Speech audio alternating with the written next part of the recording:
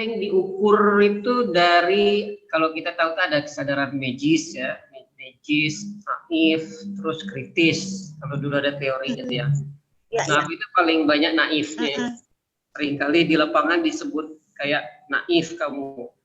Nah, berarti tadi yang disebut, yang disampaikan Ayu tadi itu nggak akan bisa kita ketemu kalau kemudian kita hanya berdiam diri di ruang kita itu aja, tanpa ada point of view yang lain kan, gitu kan? Jadi dia turun kayak gitu, lihat orang-orang yang tidak sama denganmu, kemudian nanti bahkan ketemu sudut pandang yang berbeda gitu. Baru kemudian muncul kesadaran kritis itu tadi ya. Nah, tapi persoalan berikutnya adalah, apalagi di pandemi ini, makin sulit kita untuk turun. Bagaimana kira-kira cara sekarang kan generasi digital nih. Generasi digital ini kan semua itu nggak perlu harus kemana-mana, hanya di satu layar ini saja kita bisa merasa sudah keliling dunia. Tapi kemudian kan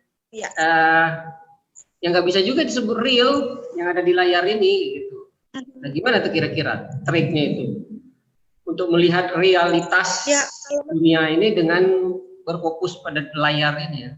Kondisi pandemi ini kan, menurutku teknologi ini juga ada sisi positifnya juga untuk bisa digunakan sebagai media buat teman-teman aktivis seperti Roni misalnya yang bergerak di isu remaja ya, segmentasi ataupun juga segmentasi orang-orang yang melek terhadap teknologi ini kan saat ini adalah kelompok remaja kan. Nah, teknologi ini bisa digunakan untuk melakukan penyadaran kritis seperti yang Roni saat ini lakukan. Menurutku itu juga kan membuka ruang untuk melakukan pendidikan kritis untuk warga, bisa diakses siapapun, kemudian tidak terlalu mengeluarkan biaya yang banyak dan resiko yang banyak kalau sekarang di pandemi ini.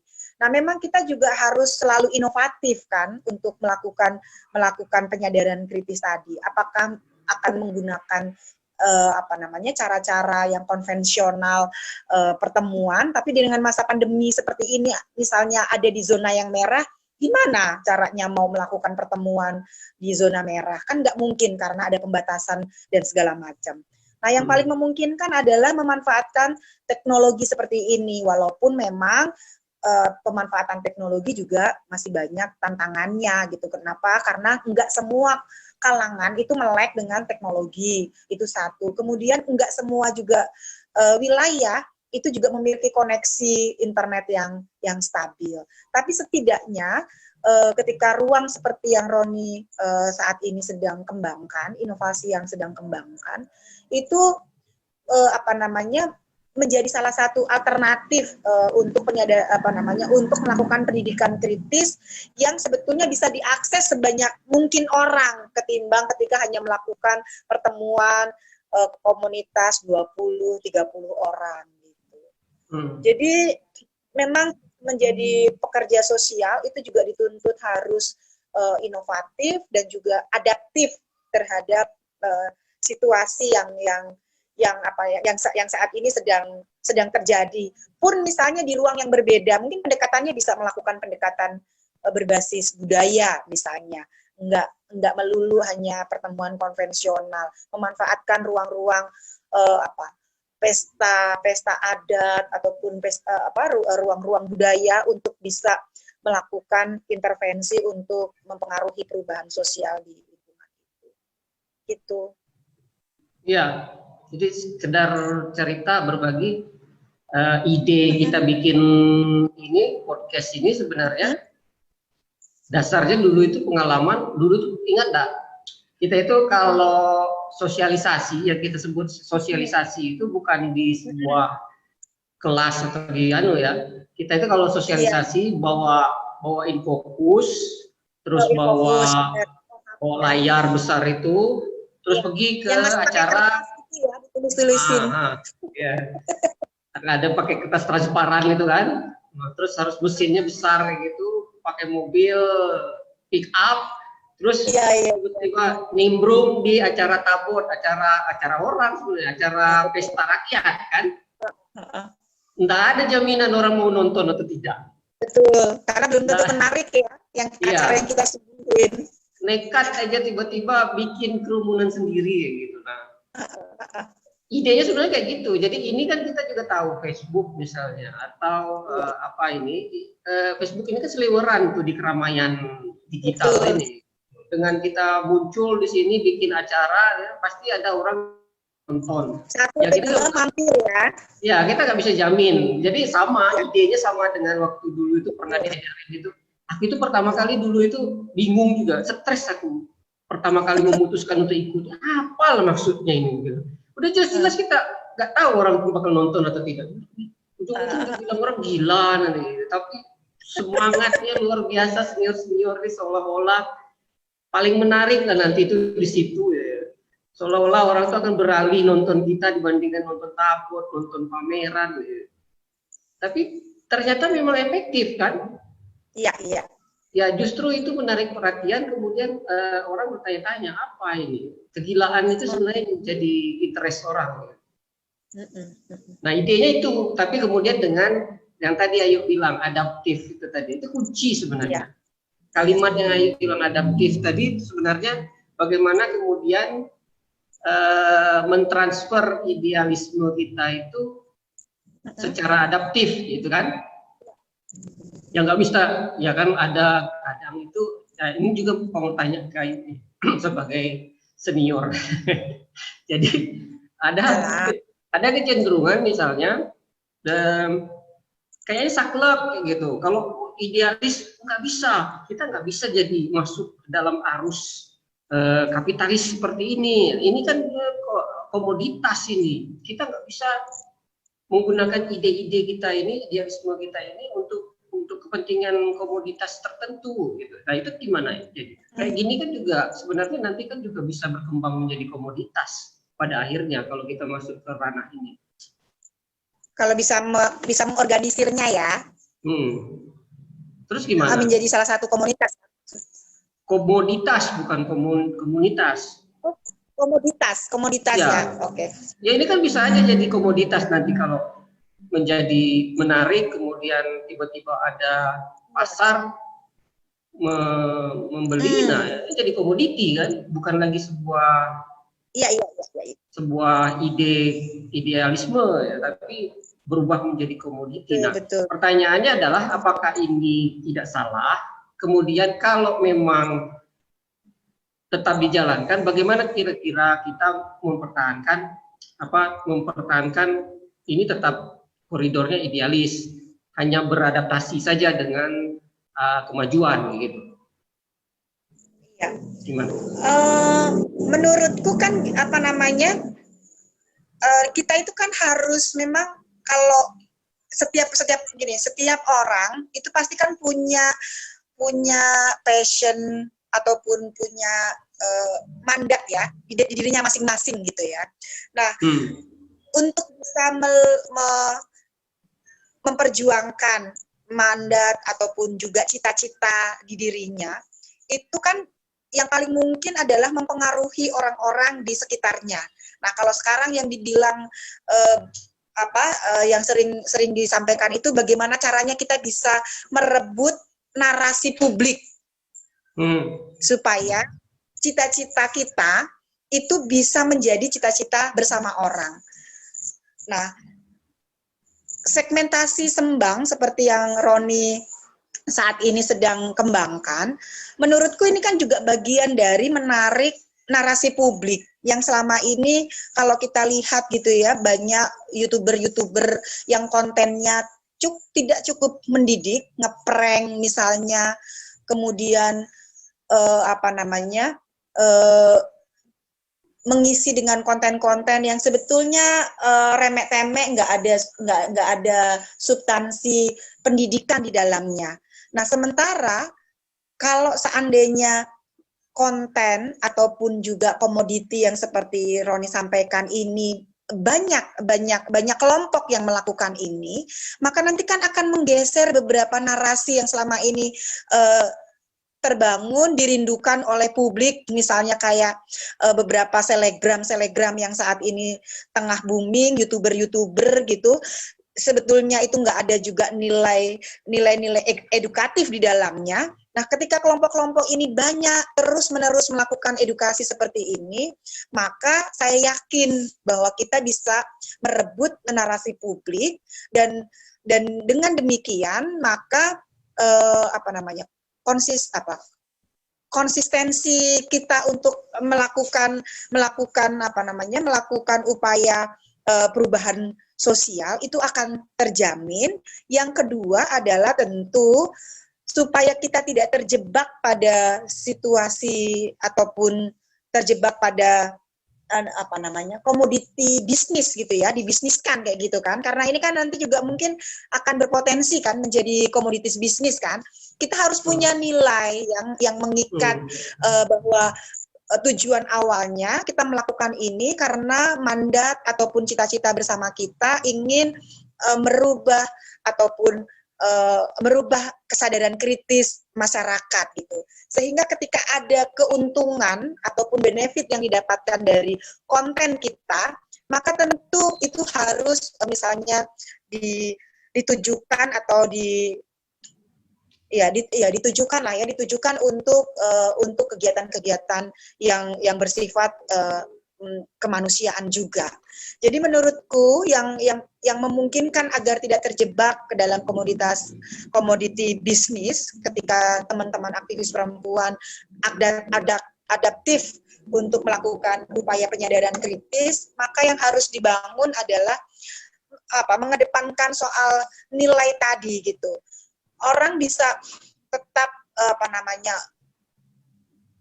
memiliki integritas atau gitu ya, karena kan memiliki nilai salah satunya adalah nilai soal kejujuran, kemudian keadilan, dan juga kesetaraan. Sehingga ketika misalnya mau melakukan kegiatan-kegiatan untuk mempengaruhi kesadaran kritis publik dengan cara membuat konten seperti ini, jangan melupakan nilai-nilai yang sebetulnya itu membentuk diri kita.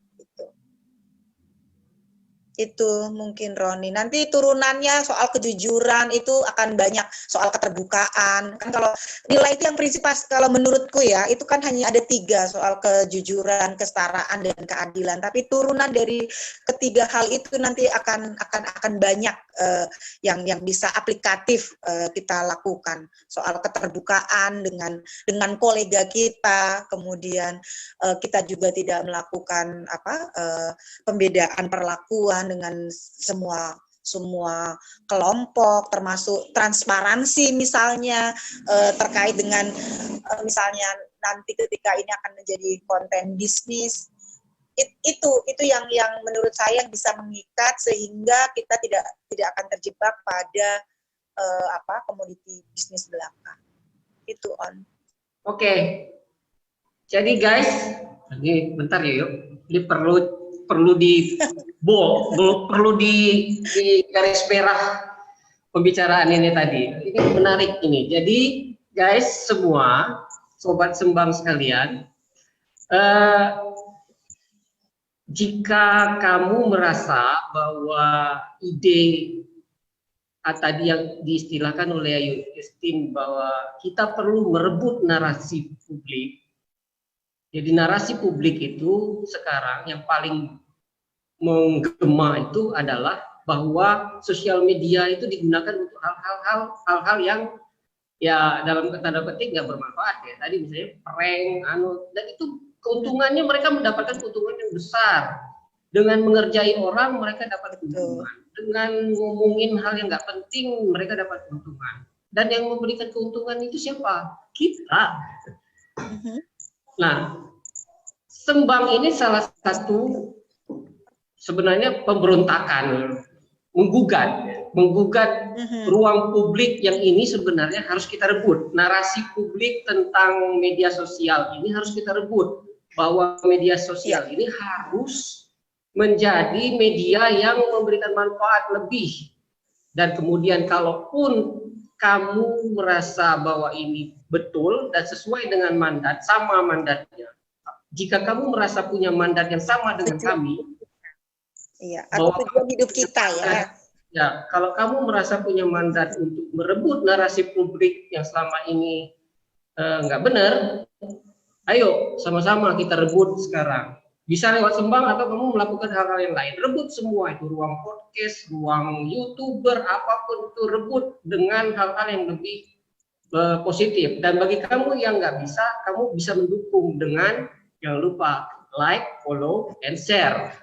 Sama, kita juga. Ya. Kalau kamu merasa bahwa mandat merebut ruang publik ini, silakan bergabung dengan kami, kemudian like, share semua yang kita lakukan ini, guna kita merebut ruang publik yang di dunia maya ini. Jangan sampai dikuasai oleh komoditas-komoditas bisnis yang hanya menguntungkan 1-2 orang, menguntungkan artis, menguntungkan selebriti, tapi kemudian tidak dalam kerja-kerja sosial yang transparan seperti yang dilakukan oleh teman-teman di organisasi sosial. Jadi ini menarik, penting untuk digarisbawahi dan dimerah bahwa yang kita lakukan adalah sebuah agenda merebut narasi publik. Oke, mantap tuh yuk. Kalimatnya luar biasa memang. Aku dapat kalimat penting. Yang dari mana gitu? Ya, dia harus dibikin flyer khusus nanti itu merebut narasi publik. Sembang Boba Podcast merebut narasi publik. Teman-teman yang lain, ayo kita buat. Kita ciptakan mandat kita bersama bahwa kita sedang berada pada agenda perjuangan merebut narasi publik. Ini poin penting yang sebenarnya. Ya, yuk. Ya, oke, sip. Aku nyebut aja sih. Nggak, aku cuma mau bilang gini, kalau betapa kalau semua organisasi masyarakat sipil itu memenuhi ruang-ruang ruang media sosial dengan konten-konten yang seperti ini, maka kan sebetulnya yang selama ini digelisahkan berkaitan dengan keberlanjutan gerakan yang dibangun, itu kan sebetulnya sudah terjawab dengan sendirinya gitu kan. Karena orang yang baru muncul menjadi YouTuber atau selebgram ketika misalnya subscribernya sudah berapa? 10.000 ya? Berapa sih bisa mendapatkan reward dari YouTube itu? 10.000. Berapa? 10.000. Kalau YouTube ya? 10.000 itu kan akan bisa mendapatkan. Kalau fanpage 30.000. Misalnya fanspage ataupun YouTuber. Nah, semua kalau komunitas-komunitas ataupun organisasi masyarakat sipil membuat konten-konten yang isinya adalah melakukan penyadaran kritis, maka saya yakin yang dahulunya itu tantangannya adalah bicara soal anggaran, biaya, kemudian soal-soal teknis yang lainnya itu sudah akan terjawab dengan ruang yang seperti ini gitu. Jadi menurut saya ini adalah salah satu cara yang cukup efektif untuk bisa meluaskan jangkauan kita untuk melakukan upaya penyadaran kritis gitu. Selamat deh buat PKBI Kepulauan Riau yang sudah menjadi inisiator. Kami pernah punya ide tapi masih dalam bentuk ide. Belum dikit aja. Dalam dunia digital pembelajaran aku berada di tengah ya, antara generasi milenial dengan generasi sebelum milenial, aku di tengah ya. Jadi kita itu terbiasa dengan konsep yang matang baru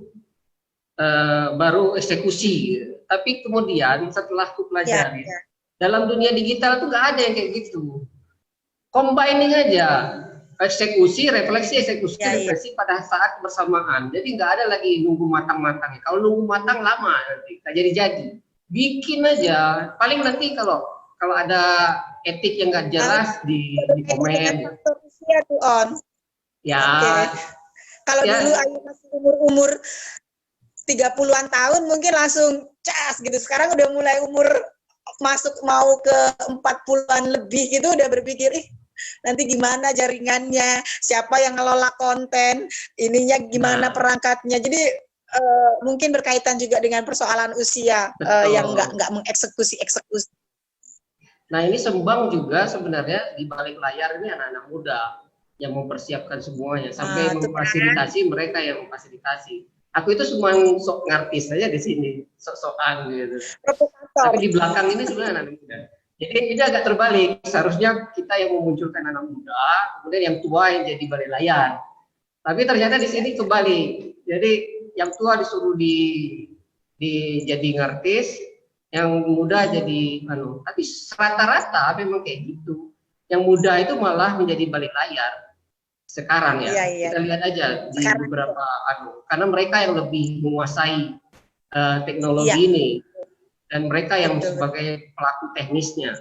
Nah kita ini yang nggak ngerti apa-apa ya hanya bisa narsis kayak gini aja. Jadi menarik. Jadi pembelajaran guys, sobat Sembang sekalian, pembelajaran kita bicara tentang perjuangan, bahwa perjuangan yang harus konsisten itu adalah bicara soal perjuangan merebut narasi publik tadi. Kalau dulu bentuknya itu kayak merebut keramaian, merebut sekarang kan nggak kayak gitu lagi modelnya. Karena keramaian pun sekarang masuk pandemi yang kita nggak tahu nanti berakhir kapan. Kerumunan itu nggak bagus, kerumunan itu berisiko. Nah, sekarang yang bisa kita lakukan adalah kerumunan dunia maya. Kita harus rebut kerumunan itu, YouTube, Twitter, apalagi itu semua harus direbut. Dan sama tadi kayak Justin bilang tadi kan, jadi saya juga terinspirasi juga bagaimana kemudian tadinya kita itu masih takut untuk masuk ke ranah komoditas.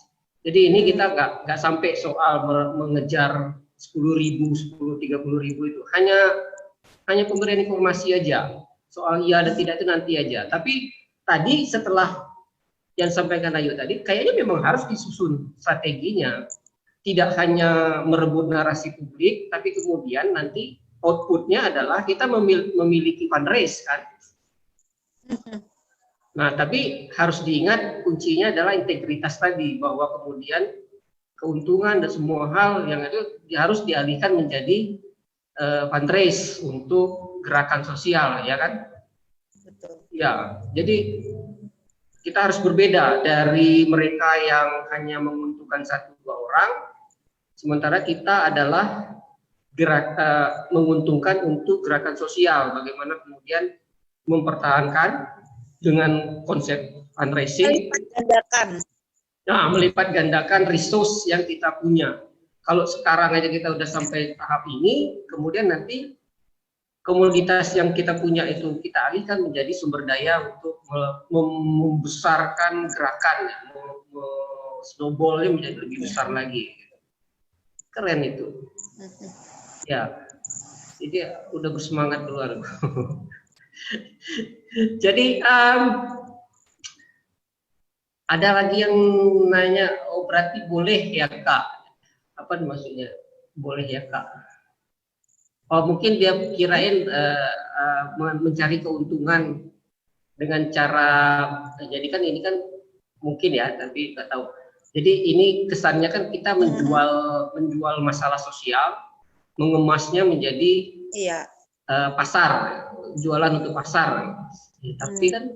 Tapi kan sebenarnya kan di artis-artis, selebriti kan juga kayak gitu, seolah-olah kayak memberi bantuan, seolah-olah kayak kan tapi bukan duitnya juga. Dari endorse. Nah, endorse juga. Ya sama aja. Daripada itu direbut oleh mereka, kenapa enggak kita yang merebut? Setuju. Jadi kalau pertanyaannya adalah boleh, ya persoalannya enggak gitu ya. Ya persoalannya bukan aja menurutku sah sepanjang keuntungannya itu adalah untuk keuntungan untuk mendukung upaya-upaya kerja-kerja sosial kita gitu, kerja sosial yang lainnya. Misalnya ada satu anak muda yang memang pengen bikin konten sendiri, nanti kan dia bisa keuntungannya bisa didonasikan untuk mensupport dapur-dapur gerakan sosial yang ada di sekitarnya gitu. Menurut saya sah-sah aja gitu. Yang penting tadi itikadnya baik, kemudian juga diikat dengan nilai-nilai yang soal kejujuran, soal keadilan dan juga soal kesetaraan itu gitu. Ya, tadi yang disampaikan Justin tadi sebenarnya kuncinya ya, bahwa ini bukan soal apa yang kita jual, tapi ini soal bagaimana mekanisme yang kita bangun ya. Ya, nah itu juga ya. Soal bagaimana kita nanti itu harus diatur di kemudian gitu kan. Nah itu bicara supaya soal tadi untuk melipat gandakan yang saya bilang, melipat gandakan upaya-upaya kerja-kerja sosial kita gitu. Bukan justru artis sendiri, bukan justru menampung pundi-pundi uang sendiri, tetapi apa yang kita lakukan untuk kerja-kerja sosial. Kalau seperti sekarang Roni ngartis di belakang ada yang membackup, tentu kan ada mekanisme atau tata kelola yang dibangun supaya acara sembang ini bisa bermanfaat untuk organisasi, mungkin dalam hari ini adalah PKBI Kepulauan Riau, dan tentu di sisi yang lain pasti nanti akan punya manfaat untuk melipat gandakan kerja-kerja sosial yang PKBI Kepri lakukan. Tentu saya pasti berpikiran seperti itu gitu, Ron. Iya, tapi nantilah ya soal keuntungan soal radio. Yang penting ini yang tadi nih, merebut narasi publik bahwa ruang sosial media ini harus direbut sebagai bentuk gerakan harus direbut sosial. Ya, benar. Jadi soal tadi menyambung soal integritas tadi yang bilang kejujuran, keadilan, Iya.